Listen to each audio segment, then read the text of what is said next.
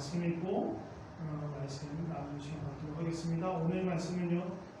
마태복음 6장 12절, 14절에서 15절, 13절만 뺀 겁니다. 함께 읽도록 하겠습니다. 우리가 우리에게 죄 지은 자를 사하여 준 것 같이 우리 죄를 사하여 주시옵고, 너희가 사람의 잘못을 용서하면 너희 하늘 아버지께서도 너희 잘못을 용서하시려니와 너희가 사람의 잘못을 용서하지 아니하면 너희 아버지께서도 너희 잘못을 용서하지 아니하시리라. 아멘. 지난주에 이어서 용서를 배우는 과정이랑 같은 제목으로 이어서 설교를 하려고 합니다. 지난주 말씀 기억하시는지 잘 모르겠습니다. 사과에 대한 이야기를 좀 중점적으로 이야기했습니다. 잘못을 인정하고 잘못을 고백하는 상대방에게 그런 얘기들 했었습니다. 근데 우리 참 사과를 잘 못하시는 분들도 많고, 또 경우에 따라서는 잘 하시다가도 또 못하게 되는 경우, 어려운 경우도 있죠. 그런 경우가 어떤 경우냐, 내가 잘못한 것 같지 않을 때, 또 상대방이 아프고 상처받고 고통받았다라는 걸 인지하지 못할 때, 그럴 때 우리가 사과를 못한다라고 말씀드렸습니다. 그런데 내가 잘못한 거 알아, 나 때문에 상처받은 것 같아, 그런데도 못할 때가 있습니다. 왜? 저 사람 때문에 나도 상처받았거든, 나도 고통받았거든. 그래서 누가 더 잘못했느냐가 따지고 누가 먼저 사과해야 되느냐 따지다 보니까 사과하지 못하는 경우, 힘겨루게 하는 거죠. 또 더 큰 문제는 이거 연결된다고 말씀드렸죠. 자존심 때문에 사과를 하면, 내가 먼저 사과하면 뭔가 내가 좀 낮아지는 것 같고 없어 보이는 것 같고 또 주도권을 뺏길 것 같고, 그러니까 안 합니다. 사과를 안 하려고 합니다. 먼저 안 하려고 해요. 또 어떤 경우에는 책임을 회피하고 싶어서 죽어도 미안하단 말, 잘못했단 말을 안 하는 경우도 있습니다. 그런데 우리는 어떻게 해야 된다고 했습니까? 하나님께 우리가 회개하며 하나님과의 관계를 회복하듯이 우리가 서로의 깨어진 관계를 회복해야 될 책임이 우리에게 있다. 왜? 우리는 서로 사랑해야 하니까. 할 수 있는 대로 모두 사랑해야 되니까. 원수까지도 사랑해야 하니까. 그 관계가 깨어졌다면 우리는 사과하고 또 용서하고 또 그 관계를 화목시켜야 되는, 회복시켜야 하는 책임이 있는 거예요. 근데 한 가지 제가 지난주에 말씀 안 드렸는데, 그런 경우가 있을 수 있어요. 뭔가 동등한 관계, 그래서 서로 간에 뭔가 잘못이 있어서 갈등이 생기고 그 관계가 깨지는 경우도 있는데요.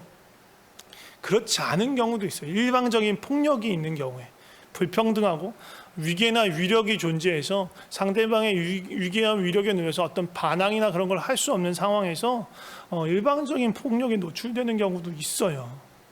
그게 언어 폭력이든 물리적인 육체적인 폭력이든 어떤 경우는 그런 폭력에 노출되고 저항하지 못하고 그냥 그 폭력을 고스란히 받고 고통 속에 있어야 되는 경우들이 있을 수 있어요. 그런 거를 내가 가서 사과를 해야 되는 게 아니잖아요. 내가 그런 일방적인 폭력을 당했다면. 그런데 그런 걸 지금 말씀드리는 건 아니고, 서로 간에 조금씩이라도 잘못했고 그렇기 때문에 관계를 회복해야 되는 거에 대해서 먼저 얘기를 하는 거예요. 그리고 이런 것들에 대해서도 다뤄야 해요. 일방적으로 폭력을 당하고 그러면 정말 큰 트라우마가 우리 안에 남습니다. 그럼 어떻게 그것들을 해결해야 될 것인가, 그런 문제도 좀 이따가 조금 다루도록 하겠습니다. 아무튼 서로가 비슷한 관계에서 서로 주거니 받거니 하면서 언성을 서로 높이면서, 아니면 서로 이렇게 등을 돌리면서 그렇게 관계가 깨질 때가 있잖아요. 그럴 때 우리가 어떻게 해야 하느냐, 그것들을 나누고 싶습니다. 지난주에 나눴습니다. 그러면서 그 얘기했어요. 그냥 안 보겠다. 저 사람 안 보고 말지 내가. 저 인간 이제 안 보면 돼. 이런 마음 우리 가운데 있을 수 있는데, 이거 하나님 주시는 마음 아닙니다. 우리 가족들이나 아니면 평생 봐야 하는 사람, 아니면 직장 동료에서 어쩔 수 없이 막 봐야 되는 사람이니까 어쩔 수 없이 푸는 경우도 있겠지만, 그렇지 않더라도 내가 그렇게 관계를 아예 끊어버리고 절교를 선언하고 그렇게 하는 건 하나님 보시기에 옳은 것이 아니에요.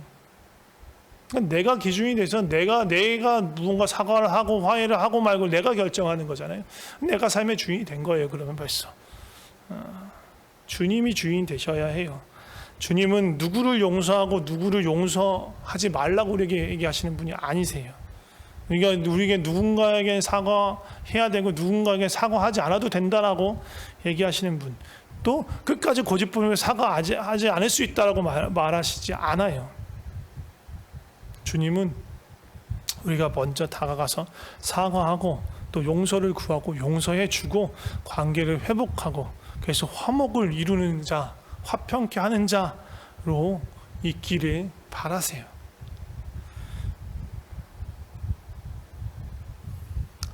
그래서 누군가에게 우리가 용서를 구하려고 한다면 우리가 하나님 앞에 먼저 나아가야 된다고 제가 말씀드렸습니다. 그 안에서 정말로 이 관계를 회복하기 원하시는 하나님의 마음, 그리고 사랑해야 하는 그런 마음, 그리고 하나님이 그를 사랑하고 나를 사랑하는 그 마음을 먼저 보고 내가 이 관계를 회복해야겠구나. 그 마음이 먼저 있어야 돼요. 그래야 위선이 안 되는 거예요. 그 마음을 구하세요. 그래서 적어도 그 마음까지는 들어야 돼요. 내가 저 사람 계속 불편해. 그래도 하나님이 이 사람을 사랑하니까 네, 사랑하겠습니다 라는 마음까지는 가야 되는 거예요. 막 전적으로 저 사람이 너무 좋아져. 그런 일은 안 생겨요. 감정적으로 그 감정이 그렇게 바뀔 수는 없죠. 하지만 그래, 하나님이 사랑하시니까 하나님의 자녀, 저 사람도 연약한 하나님의 자녀, 나도 하나님의 연약한 자녀니까 그래, 이 관계를 회복하는 게 맞네. 그래, 그런 마음이 들 때까지 하나님 앞에 먼저 구해야 하는 거예요. 그리고 그 과정 속에서 뭐가 필요해요? 거룩하신 하나님에서 나 자신을 비춰보는 것들이 필요한 거예요. 내가 누군가? 내가 100%로 오르는 사람인가? 내가 선한 사람인가? 내가 $10,000 빚진 자라는 실체를 알아야 되는 거예요. 그거에 대해서 알고 그것에 대해서 용서받았음을 알 때 우리가 또 누군가를 용서하기 쉬워지는 거예요. 그러면서 정말로 그럼에도 불편하고 용서하기 힘들다면 또 그것들에서 구하라고 말씀드렸죠. 겸손과 정직한 마음으로 사과할 수 있는 그런 용기를 달라고 주 앞에서 구하고 그런 다음엔 순종하세요. 그리고 계속 뭔가 용기가 생길 때까지 막 용기 안 생겼으니까 나 용서 안 구할 거야, 사과 안 할 거야, 그거 아니라고 했죠. 예. 그게 하나님 기뻐하시는 뜻이라면 순종하는 거예요. 근데 사과할 때 어떻게 해야 된다고 그랬죠? 먼저 미안하단 말 하라고 했습니다. 그리고 무엇이 잘못되었는지 구체적으로 남 탓하지 않고, 너도 쌍방과실 그런 거 주장하지 말고 이런 거 잘못했어. 그래서 이렇게 아프고 힘들었을 것 같아. 미안해. 이렇게 얘기하는 거예요. 그리고 이게 잘못된 거, 이렇게 해서 문제된 것들에 대해서 내가 이렇게 고칠게. 그리고 다음에 하지 않도록, 다음에 다시 이런 일이 생기지 않도록 어떻게 노력할게. 약속해. 이렇게 이야기하는 거예요. 이렇게 진심으로 얘기하면, 내가 할 것 다 했으니까 너도 나 용서해야 돼 라고 주장해도 된다고 했나요? 아니죠. 용서는 누구의 몫이라고요? 상대방의 몫. 내가 진심을 다해서 용서를 구하고 사과했지만 상대방이 용서 안 해줄 수도 있어요. 그러면 또 분위기를 봐서 다시 용서를 구해야 될 필요도 있어요. 근데 막 너 용서해야 되라는 거 말은 안 해도 막 쪼듯이 막 그렇게 압박하듯이 사과를 그런 식으로 사용해서는 안 됩니다. 네. 우리는 온유한 마음을 구해야 돼요. 그런데 내가 사과를 하겠는데 나도 상처받고 나도 아프단 말이야. 나도 아팠단 말이야. 그러니까 나도 잘못했지만 저 친구도 잘못했어. 그래서 나도 힘들었어. 나는 그래서 어찌됐든 하나님께 순종하는 마음으로 하나님 앞에 기도하면서 마음을 새롭게 해서 사과를 하고 뭔가 회복하려고 했단 말이야. 그런데 상대방이 시큰둥하고 용서해 준다라는 말도 안 하고, 아니면 용서해 줄게 라고는 하지만 그 이유로 뭐가 없어. 자기 잘못에 대한 어떤 인정이나 사과가 없어. 뭐 어때요? 섭섭한 거예요. 또 마음이 섭섭해. 또 마음이 그것 때문에 또 상할 수가 있어. 그럼 어떻게 해야 된다고 했어요? 이야기해야 되는 거예요. 그 부분에 대해서 얘기해야 돼요. 이거 얘기 안 하면요, 병이 돼요. 어떤 분, 그런 분도 있어요. 막 좀처럼 감정을 잘 안 드러내, 특히 부정적인 감정을 잘 안 드러내려고 하는 사람이 있어요. 싫은 소리 거의 안 하고 반대 의견 같은 것도 잘 말씀 안 하고, 또 뭐가 문제될 것 같으면 그냥 그 자리를 피하고 싶으신 분들, 그래서 막 뭔가 갈등이 생기고 그러면요, 그냥 피하고 그냥 자기 방에 들어가서 그냥 주무시는 거예요. 잠 자고 나면 별로 그게 생각이 조금 덜 나니까. 아니면 막 다른 그 생각이 안 나더라도 뭔가 다른 일에 막 몰두해. 아니면 막 놀면서 막 즐기면서 그걸 잊어버리려고 해. 또 뭐 세상 분들은 막 술 먹으면서 또 잊으려고 하겠죠. 아니면 뭐 정말로 막 일 중독자처럼 막 일에 빠져가지고 그 일 생각 안 하려고 하는 경우도 있어요. 근데 문제가 사라진 게 아니란 말이에요. 또 그 어려움으로 있었던 내 마음의 그런 감정들이 사라진 게 아니고요, 눌러놓은 거예요. 어딘가 내 안에다 이렇게 묻어놓은 거예요. 묻어놓으면 사라지지 않아요. 정리가 되는 게 아니에요. 그냥 눌러놓은 거예요. 다른 말로 하면 이걸 억압이라고 해요. 억압하면 이게 해결이 되지 않아요. 여러 가지 문제가 될 수 있는데, 그 중에 이제 두 가지 얘기만 하자면요, 부정적인 감정이든 이 긍정적인 감정이든, 이게 감정은 에너지를 갖고 있어요. 막 움직여요. 우리를 움직여가는 그런 힘이 있는 게 감정이란 말이에요. 근데 애를 눌렀어. 근데 누르면 애가 지금 원래 튀어나왔어야 되는데 애가 엉뚱한 데 가서 튀어나올 수 있는 거예요. 엉뚱한 상황에서 튀어나올 수 있는 거예요. 그러니까 우리 속담에 그런 거 있잖아요. 종로에서 뺨 맞고 한강에서 누는기랑, 한강에서 뺨 맞고 종로에서 누는기랑, 아무튼 뺨 맞은 데 다르고 눈 흘기는 데가 다를 수 있어요. 뺨 맞은 게 너무 아팠는데 그 당시에는 아무것도 안 하고 아무 뭔가 반응이나 뭔가 그걸 못해. 근데 다른 곳에 가서 나에게 뭔가 해를 가하거나 나쁜 마음으로 뭔가를 하지 않았는데도 불구하고 마치 자라보고 놀란 사람이 소뚜껑 보고 놀라듯이 별 문제되지 않은 그런 건데, 그 행동이나 말이 나를 공격하는 거, 나를 비난하는 거라고 느껴지는 거예요. 왜? 아까 그것들을 눌러놨거든. 그러니까 그게 지금 여기서 발현되는 거예요. 누군가 그냥 바라본 건데 그 사람이 마치 막 나한테 달려와서 뺨을 때릴 것 같은 거야. 이거 예를 들어서 얘기하는 거예요. 꼭 뺨을 때린다라는 얘기가 아니라 다른 문제로 얽혀서 그렇게 갈등이 되고 뭔가 했는데, 그냥 지금은 다른 상황이야.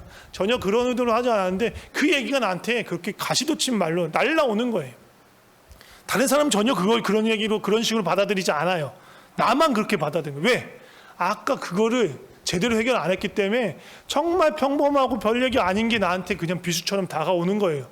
그러면 어떻게 돼요? 저 사람한테 화를 냈어야 될 걸 이 사람한테 필요 이상으로 화내게 되는 거예요. 분노를 표출하게 되는 거예요.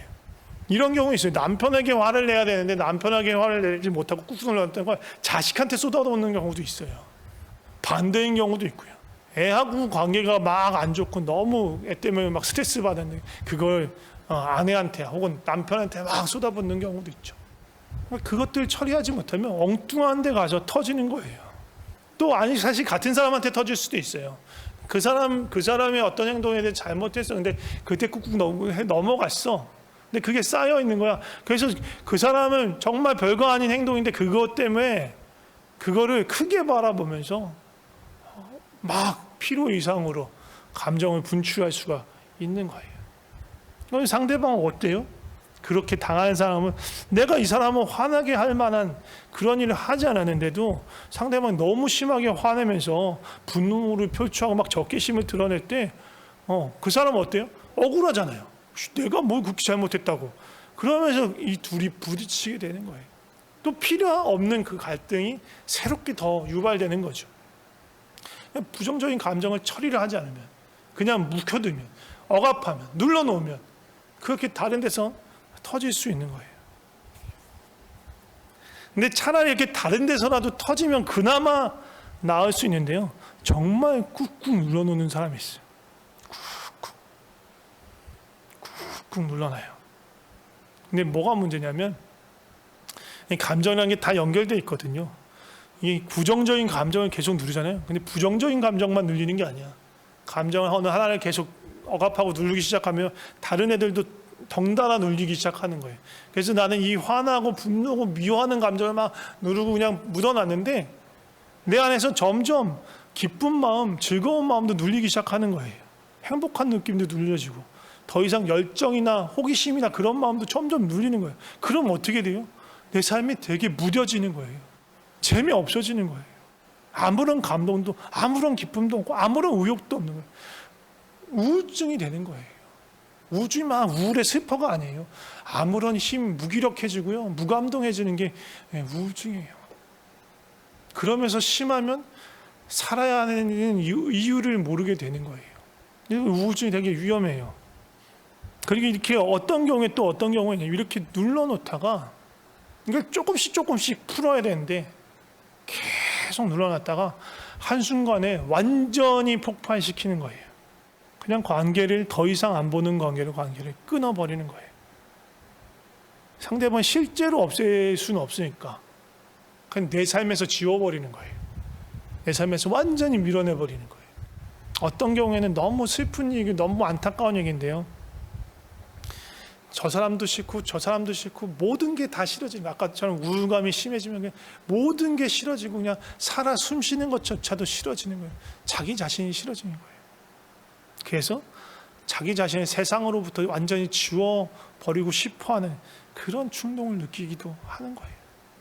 물론 극단적인 경우예요. 극단적인 경우예요. 근데 이렇게 부정적인 감정을 계속 억누르다 보면 이렇게 갈 수도 있어요. 그렇게 안 해야죠. 그럼 어떻게 해야 될까?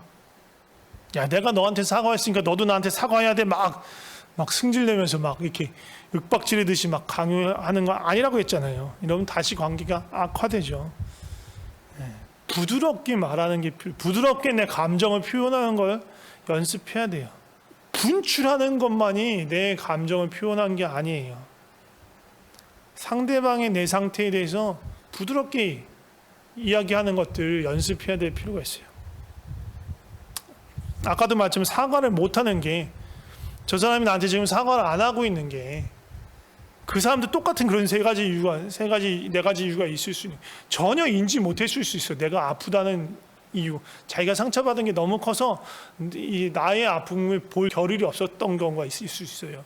그러면 그때는 내가 얘기해 주는 거예요. 야, 사실은 나도 아팠어.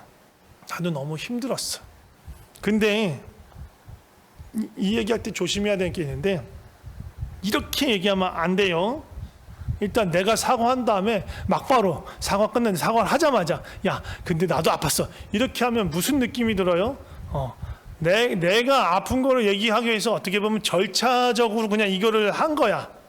내 이야기 쏟아놓기 위해서, 내 상황 얘기하기 위해서 그냥 절차적으로 이렇게 해야 된다니까, 이걸 하고 때우고 한 것처럼, 이 사과가 마치 그런 때운 것처럼 느껴지면 이 사과의 진정성이 사라져 버리는 거죠. 그렇게 해서는 안 되고, 상대방이 충분히 내 사과를 받아들이고 마음이 풀릴 때까지 기다려야 하는 거예요.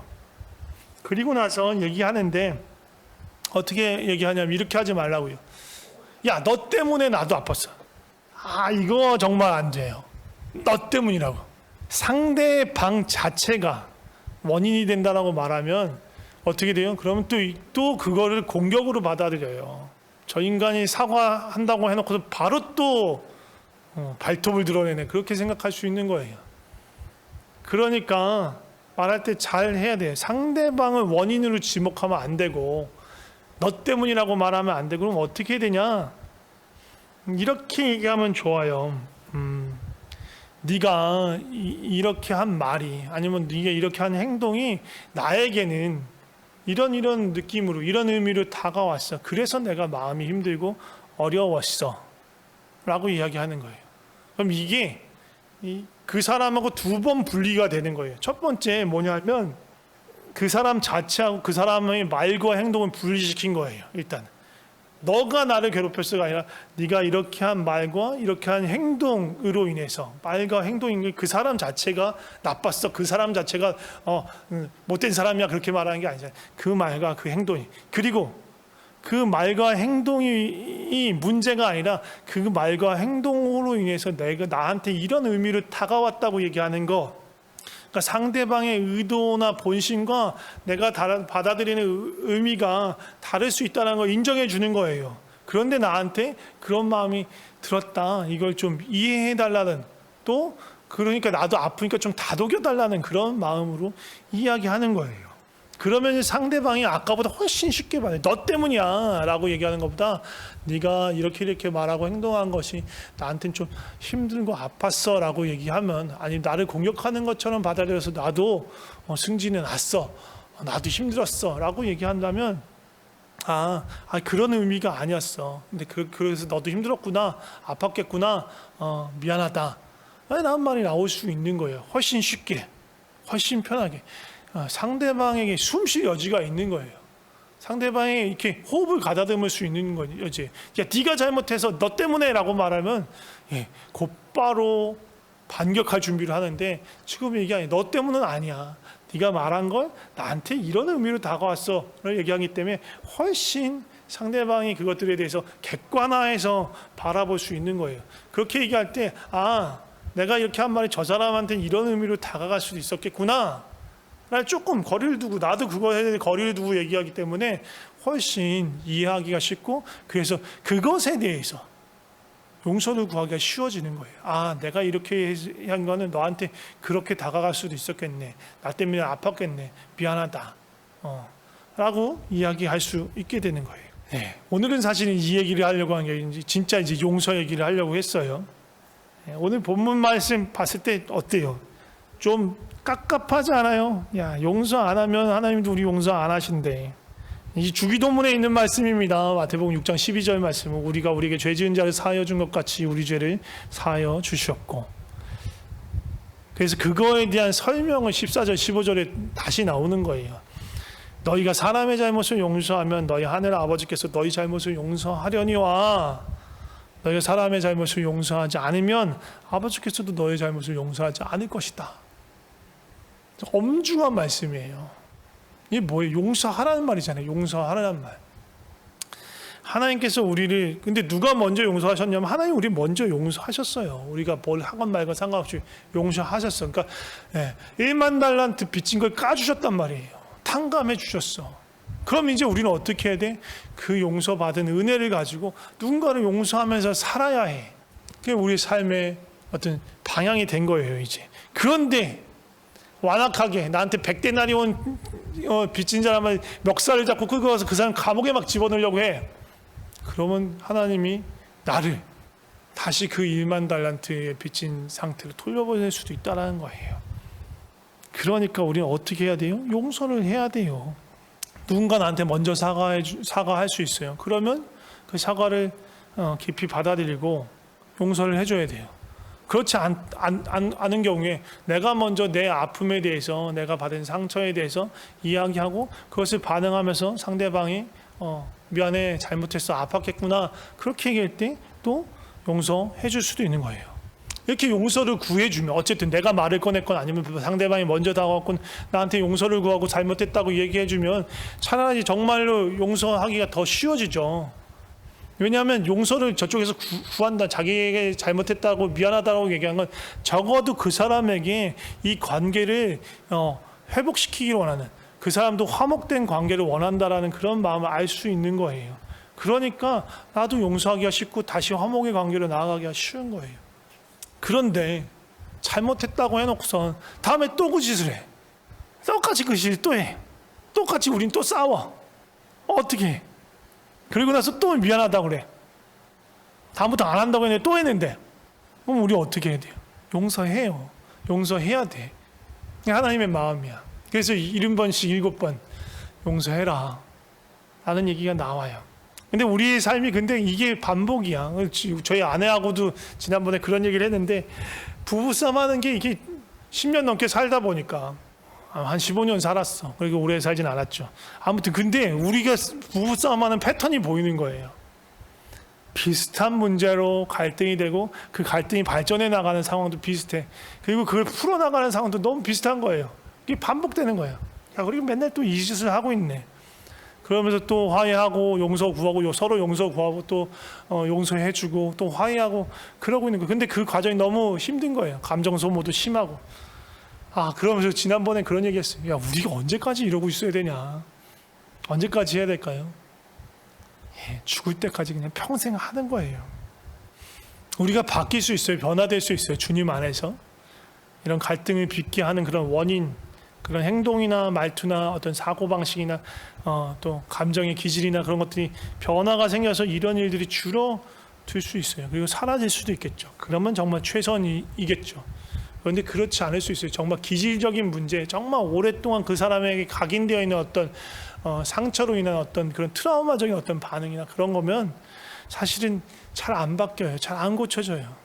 계속해서 상처와 아픔을 주고 받는 거예요. 그러면 어떻게 해요? 그래도 다시 서로 사과하고 또 용서해 주고를 반복하는 거예요. 왜? 사랑의 관계로 부르셨으니까. 이렇게 관계를 회복하고 다시 화목을 도모하는 게 부부관계 아니면 부모와 자식관계 그 가족 안에서만 이루어지는 걸까요? 아니에요. 우리 모두 우리 서로를 향한 부르심인 거예요. 예수님이 뭐라고 하셨어요? 내가 너희를 사랑한 것 같이 너희가 서로 사랑해라. 누구에게 했어요? 부부에게 했어요? 부모와 자식 간에 얘기했어요? 아니요. 제자들에게, 성도들에게, 예수님을 따르는 사람들에게 너희들이 서로 사랑해라. 사랑하는 우리 평강교회 성도 여러분, 우리가 다 사랑해야 되는 거예요. 성도가 서로 지체가 서로 사랑해야 되는 거라고요. 그게 선택사항이 아니에요. 누군 지체 있지만 저 사람은 그냥 잘 모르는 사람이니까 안 사랑해도 되고, 아니면 저 사람은 나하고 성격이 잘 안 맞으니까 안 사랑해도 되고가 아니에요. 선택사항이 아니고 사랑해야 하는 거예요. 예수님은 심지어요, 그냥 제자들에게 서로 사랑하라는 것만 얘기한 게 아니고요, 원수까지도 사랑하라고 하셨어요. 그렇기 때문에 우리는요, 서로에게 상처를 주고 또 상처를 받을 수 있지만 끝까지 사과하는 방법을, 끝까지 용서하는 방법을, 그래서 화해하는 방법을, 그래서 사랑하는 방법을, 하나됨을 지켜가는 것을 배워나가는 거예요. 언제까지? 죽을 때까지. 끝까지. 그 뒤로 물러나면 안 돼요. 그게 우리의 부르심이고 정체성이에요. 그리스도인의 정체성, 성도의 아주 중요한 본질, 사랑하는 자, 용서하는 자, 사랑을 배우는 자, 용서를 배우는 자, 화해를 배우는 자, 화목하게 하는 걸 배우는 자, 그게 우리의 본질인 거예요. 힘써서 사랑하자고요. 힘써서 용서하자고요. 힘써서 사과하자고요. 그런데 아까 얘기 잠깐 언급했지만 어떤 경우에는 정말 일방적으로 당하는 폭력적인 상황에 노출될 경우가 있어요. 그런 경우에요, 그 사람이 거의 죄책감이 없는 경우가 많아요. 뭘 잘못했는지 모르는 경우도 많고, 저 사람이 아프다라는 생각, 인식은 못해요. 그리고 아플 만한 짓을 했으니까 아프다고 생각을 해요. 그러니까 전혀 미안한 마음이 없는 거죠. 미안하다고 말할 생각도 없고 전혀 사과해야 될 필요도 못 느끼는 경우예요. 이제 그 사람한테 가서 내가 미안해라고 내가 먼저 사과해야 되는 건 말이 안 되는 거예요. 일방적인 폭력을 당했는데 그럴 수는 없는 거예요. 그럼 어떻게 해야 돼요? 저 사람이 나한테 사과를 할 가능성도 없고 나한테 용서를 구할 가능성도 없는데, 그럼 어떻게 이 아픈 마음을 저 사람한테 가가지고 네가 이렇게 한 게 나한테 이렇게 해서 내가 아파 라고 얘기한다고 저 사람이 사과할 것 같아요? 안 해요. 콧방귀를 끄죠. 그렇게 폭력에 젖어 있는 사람들은요, 그것들에 대해서 그렇게 겸손하게 사과하는 법을 몰라요. 자기가 잘못했다는 걸 모르고 죄책감을 모른단 말이에요. 그럼 어떻게 이 상처난 마음은, 찢어진 마음은, 흉터된 이 마음은 어떻게 해야 돼요? 그냥 덮어버리고 묵혀놔요? 그럼 아까 말했잖아요. 골마 터지고 그것들이 다시 어렵게 된다고. 그럼 어떻게 해야 돼? 용서해야 돼요. 근데 무턱대고 용서해야 되니까 용서한다. 아니요. 이것도 그렇게 하면 안 돼. 그렇게 하면 또 아파. 또 상처나. 어떻게 해야 돼? 사과에도 어떤 단계를 거치듯이 이런 일방적인 용서에도요, 단계가 필요한 거예요. 가장 먼저 어떻게 해야 되냐? 사과할 때도 하나님 앞에 갔듯이 이 용서할 때도 일방적인 용서라 하더라도 하나님 앞에 가는 거예요. 그래서 그 사람한테 내 마음을 이야기하고 쏟아놓고 그 사람이 나한테 사과해 주면 좋겠지만 그렇게 못하니까 나는 지금 누구한테 이 마음을 쏟아놔야 되냐? 하나님께 쏟아놓는 거예요. 하나님 너무 아프다고, 너무 힘들다고, 저 사람이 이렇게 말하는 게 나한테 이 비수처럼 날라와서 꽂힌다고, 아니면 저 사람이 정말 휘두른 그 폭력 때문에 너무 고통스럽고 괴롭다라고 하나님께 이야기해야 돼요. 무엇이 힘들게 하는지, 그것으로 인한 나의 아픔이 어떤 것인지 이야기해야 돼요. 그리고 하나님 앞에 머무세요. 언제까지? 하나님의 위로가 임할 때까지. 하나님이 우리 마음 만지실 때까지. 너무 힘드니까 욕해도 돼요, 하나님 앞에서. 심지어 죽여달라고 해도 돼. 다윗 그렇게 많이 기도했어요. 삼족을 멸해달라고, 막 자손까지 다 멸해달라고, 막 그런 기도. 시편 보면서 기도하세요. 하나님이요, 무식한 분이 아니에요. 우리가 죽여달라고 하니까 죽이시는 분이 아니세요. 뭐 램프의 요정 진이 부르듯이 저 사람 죽여줘 하면 가서 죽이는 그런 열등한 신이 아니에요. 우리가 시키는 대로, 요구하는 대로 다 하시는 분이 아니고, 우리가 너무 힘들고 아파서 하는 그 심정을 헤아리시는 분, 이해하시는 분이 주님이시기 때문에 그 심정을 표현하는 것 수단으로 욕을 할 수도 있고, 그 사람을 죽여달라는 말까지도 할 수 있는 거예요. 그렇게 막 우리의 안에 있는 것들을 다 쏟아 놓으세요. 그리고 나서 어떻게 돼요? 우리는 십자가 앞으로 가야 돼요. 그래서 누굴 봐야 돼요? 예수님 봐야 돼요. 정말로 억울하게 고통당하신 분, 아무런 죄도 안 지셨는데 너무너무 순결하고 결백하신 분이신데, 죄가 하나도 없으신 분이신데 정말로 일방적으로 폭력을 당하고 고통을 당하고 심지어 죽임을 당하셨던 그분 앞으로 가야 되는 거예요. 그리고 그 주님께서 우리에게 하시는 말씀, 그 십자가의 고통 가운데서 죽음으로 내몰려 주신 그 주님께서 우리에게 하시는 말씀을 들어야 돼요. 주님이 이렇게 얘기하시는 분이 아니에요. 야, 그게 상처냐? 야, 이 정도는 돼야지 상처지 라고 하시는 분이 아니에요. 많이 아프구나, 그 고통을 내가 알아. 내가 알아. 왜? 하나님도, 예수님도 그 고통을 당하고 계시니까, 그 고통을 받으셨으니까, 죄 없는데 그 일방적인 폭력을 당하시는 그 고통과 괴로움을 당하셨으니까 그 마음을 아는 거예요. 내 마음을 아시는 주님, 내 아픔을 아시는 주님을 만나는 거예요. 그리고 나를 향해서 하시는 그 말씀을 들어야 돼요. 꼭 이렇게 말씀하시진 않을 수 있어요. 이게 정답은 아닌데 막 분노에 사려져 있고, 막 미운 마음에 사로잡혀 있고, 상처에 묶여 있는 나를 보면서 주님이 그 자체가 너무 안타까운 거예요. 상처와 분노와 막 미움과 막 또 그것으로 인해 자기 연민과 또 자기 파괴적인 그런 것들이 막 쌓여 있는 나를 보면서 너무 안타까워하시는 그 주님을 보는 거예요.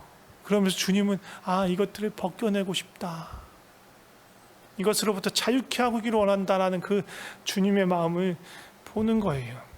우리가 분노에서 벗어나지 못하고 용서하지 못하면서 더 깊은 수렁으로 빠져가고 있는 것들을 보면서 주님 너무나 안타까워하시는 거예요. 그러면서 그렇게 주님을 볼 때 우리는 이제 알게 되는 거예요. 아, 이 용서하지 못하는 것들이, 내가 관계를 끊고 갈등으로 인해서 이렇게 묶여 있는 내가, 이 미움으로 묶여 있는 내가, 상처로 묶여 있는 내가 하나님을 기쁘게 못하는 거구나. 그리고 용서하지 못하고 있는 것이 하나님 앞에서 죄구나 라는 걸 알게 되는 거예요. 그러면서 주님 앞에 나아가는 겁니다. 그 상처로부터, 그 용서하지 못하는 그 묶여있는 그 마음으로부터 우리를 풀어주기 원하시는 그 주님께 나아가는 거예요. 이런 과정들이 있은 다음에 주님이 용서하라고 하니까 용서하는 거예요. 그때는 용서하라고 하니까 해야 되는 거예요. 아, 이런 쭉 과정이 있었으니까. 이런 과정 없이 그냥 까라면 까, 무슨 군대도 아닌데 그냥 주님이 하라고 하니까 해야지, 그렇게 하면 눌린다니까. 이 모든 과정이 주님 앞에서 인격적인 관계 안에서 다 이루어진 다음에, 아까도 말씀드렸지, 주님이 나를 용서하신 그 1만 달란트 빚을 탕감해 주신 그 은혜의 마음을 가지고 그 사람을 용서하는 거예요. 이런 인격적인 과정 후에도 정말로 용서하기 힘들고 어려울 수 있고 너무 고통스러우니까, 그럴 때 순종하는 거예요. 그럴 때는 순종하는 거예요. 인격적인 프로세스를 거쳤으니까, 주님의 마음도 충분히 아니까, 내 고통을 또 주님이 충분히 아신다는 걸 내가 아니까, 그런데 참 이 용서하기 힘든데 내가 주님의 이름으로, 예수님의 이름으로 용서합니다 라고 이야기하는 거예요. 순종으로. 그때는 순종하는 거예요. 막 무조건 그냥 아무 생각 없이 순종하는 게 아니고, 나 자신을 막 억누르려고 하면서 순종하는 게 아니라 그런 프로세스 후에 순종하면서 용서를 구하는 거예요. 제가 지난주 이번 주에 설교 제목은 사과, 용서하지 않고요. 용서를 배우는 가정이라고 잡은 이유는요. 그 용서와 사과와 화해를 바로 우리 가정에서 배워야 하기 때문입니다. 배워야 하기 때문이고 배울 수 있는 가장 좋은 장소이기도 해요. 자녀들에게 어떻게 사과하는 법을 가르치실 수 있어요? 자녀들이 잘못했을 때, 야, 너 이거 잘못했으니까 사과해야 돼. 너 잘못을 시인해야 돼. 막 이렇게 다그친다고 해서 미안하다는 말을 하는 걸 배우게 될까요? 아니에요. 부모님이 먼저 보여주는 거예요. 엄마가 아빠한테, 아빠가 엄마한테 서로 사과하고 용서해 주는 것들을 보면서 사과가 저런 것이구나를 알게 하는 거예요. 또 부모가 자녀를 용서할 때, 또 부모가 자녀에게 용서를 구할 때 용서해 주고 용서를 구하는 게 무엇인지 알게 되는 거예요. 그러면서 가족 안에서 서로 사과하고 용서하고 화해하고 또 사랑하고 하는 것들을 배워가는 거예요. 이게 저절로 되는 게 아니에요. 우린 자동으로 가족이니까 이게 되는 게 아니고 정말 힘써서 배워가야 하는 거예요. 엄마 아빠니까 자동으로 아는 게 아니에요. 우리가 많이 배워야 해요. 가정의 달입니다. 우리가 엄마와 아빠로서 또 미래의 엄마와 아빠로서 자녀에게 물려줄 수 있는 가장 귀한 신앙의 모습은 사랑하는 거예요. 사랑이에요. 가족 안에서 서로 사랑하는 것을 배워가는 것, 그게 우리가 물려줄 수 있는 가장 귀한 유산입니다. 이웃을 사랑하는 것, 부모인 내가 이웃을 사랑하는 것을 보임으로 해서 그 의미를 자녀들이 알게끔 하는 거예요. 말씀을 손목에 메고 이마에 붙이고 막 이런 게 말씀을 많이 보고 막 외우고 그런 것도 중요하긴 한데요. 그것보다 더 중요한 게 뭐냐면 말씀이 인도하는 대로 말씀 속에서 만난 하나님께서 이끄시고 가르치신 대로 행하는 거예요. 근데 그 하나님 뭘 말씀하세요? 사랑하라고, 용서하라고, 화목하라고 말씀하시는 거예요. 그것을 이루면서 살아갔으면 좋겠습니다. 힘써서 사랑하는 우리 가정이 되었으면 좋겠습니다. 제가 기도하고 마치도록 하겠습니다. 하나님 아버지, 우리에게 가정을 허락해 주셔서 감사합니다. 그리고 우리에게 사랑하는, 또 사랑해야 하는 가족들을 주셔서 감사합니다. 지구상에서 어느 누구보다 더 가까운 우리 가족들, 그 가족들 안에서 내가 사랑하는 법을 배우게 하여 주시옵소서. 또 먼저 다가가서 사과하는 걸 배우게 하시고 또 용서하고 그 관계를 회복하는 걸 배워나가게 하여 주시옵소서. 그리고 그 모든 과정에서 하나님의 마음을, 우리를 향한 하나님의 사랑과 또 안타까움과 또 위로와 인도하심을, 또 우리를 자유케 하심을, 그 분노와 또 아픔과 상처와 억울함과 용서하지 못해서 묶여있는 그 모든 것으로부터 자유케 하시는 것을 우리가 알게 하여 주시옵소서. 너무 가깝게 있고 사랑하는 가족이지만 우리 안에 있는 죄성이, 또 이기적인 마음이, 또 우리의 자존심이, 또 이미 우리 안에 있는 상처와 흉터가 또 다른 상처와 또 다른 아픔과 흉터를 만들고는 합니다. 주님, 상처가 없을 수는 없습니다. 그러나 우리가 겸손히 하나님의 사랑 안에 거하고 그 사랑을 배워나갈 때, 또 서로에게 그 사랑을 베푸는 것을 배워나갈 때 우리 안에 주님의 치유와 회복이 임할 줄 믿습니다. 우리 가정이 새롭게 될 줄 믿습니다. 하나님이 우리 아버지 되어 주셔서 감사합니다. 우리를 끝까지 용서하시고 그 사랑으로 다시 품어주셔서 감사합니다. 주님 감사합니다. 주님 사랑합니다. 예수님의 이름으로 기도드립니다. 아멘.